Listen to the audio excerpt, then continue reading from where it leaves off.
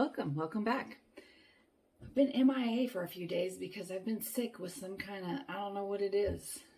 It's like it goes away, I think, and then it comes back with a vengeance. But anyway, today I'm making two recipes.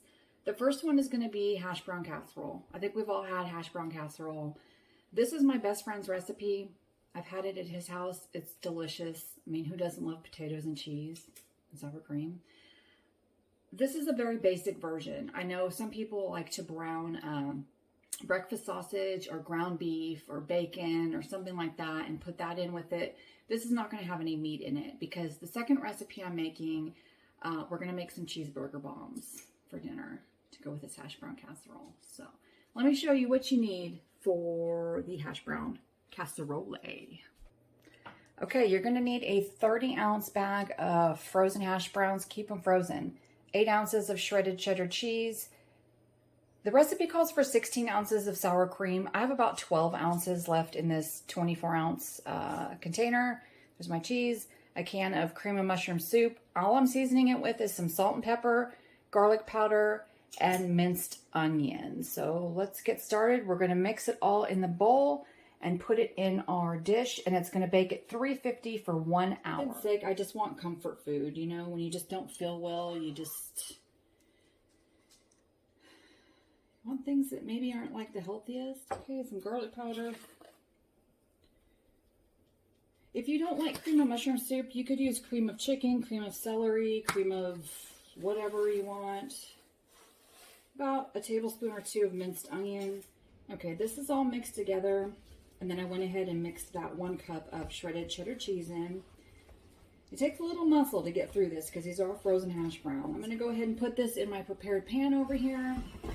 Put it in the oven for an hour to get started on my cheeseburger bombs.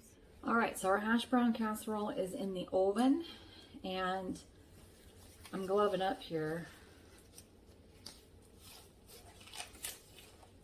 Ready for surgery. So I can mix my meat. I have about 1/3 of a pound, maybe half a pound of ground beef in here. And I'm going to add maybe like half a cup or 1/4 cup of oat. I have hamburger seasoning. That's what I'm going to be using on the ground beef. Use whatever you like. Make it spicy, make it plain. You can just use salt and pepper. You could put some A1 in there if you like A1 burgers. So I'm going to start mixing the meat mixture and show you how to wrap these up when the time comes.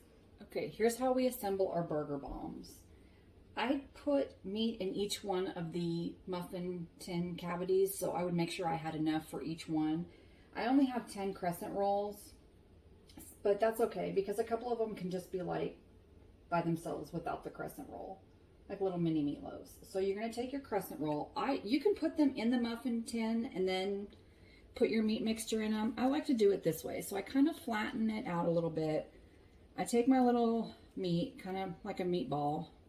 I put it in the middle. And then I basically just fold the crescent roll around it. And don't worry if there's any little holes. These are going to puff up and it's going to seal off. And even if it drips a little, it's okay. So then I just kind of press the ends together.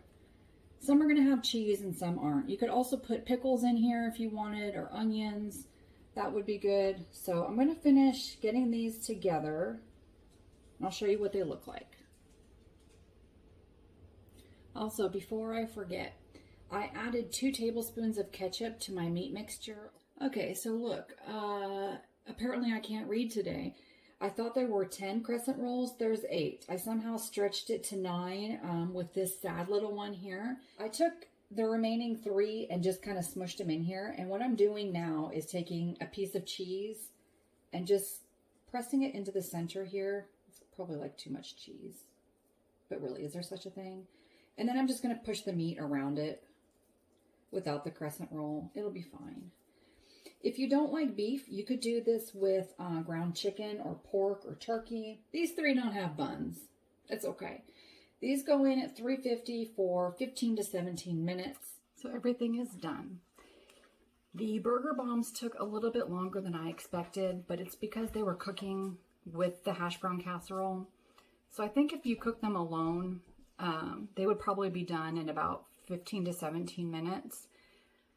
on 350 with a hash brown casserole. They took about 20 to 22 minutes, but everything's done. Let me show you what it all looks like. There's my burger bombs, and then there's the 3 that don't have the crescent roll.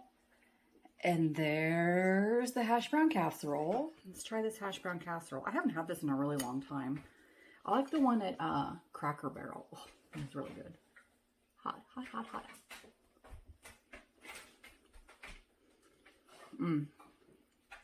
It's perfect. It's cooked perfect. So this went in the oven at 350 for 1 hour. I took it out, put a little more shredded cheese and some paprika on top, and baked it for another 5 minutes just to melt the cheese. So that's the cooking time on that. And then my little burger bomb here. Let's see. This is one without the cheese.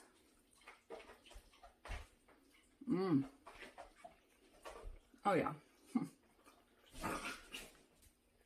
These would be great for kids too, because this would be like a fun finger food.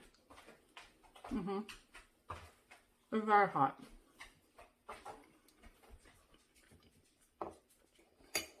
Really good. I think in making these again, I would probably add some relish or a pickle or a slice of onion or something to them, but you can always put that on the top or on the side.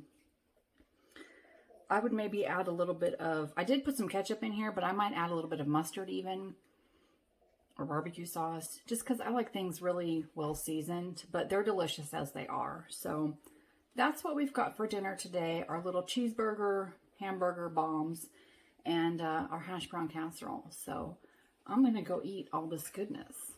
Thank you so much for watching.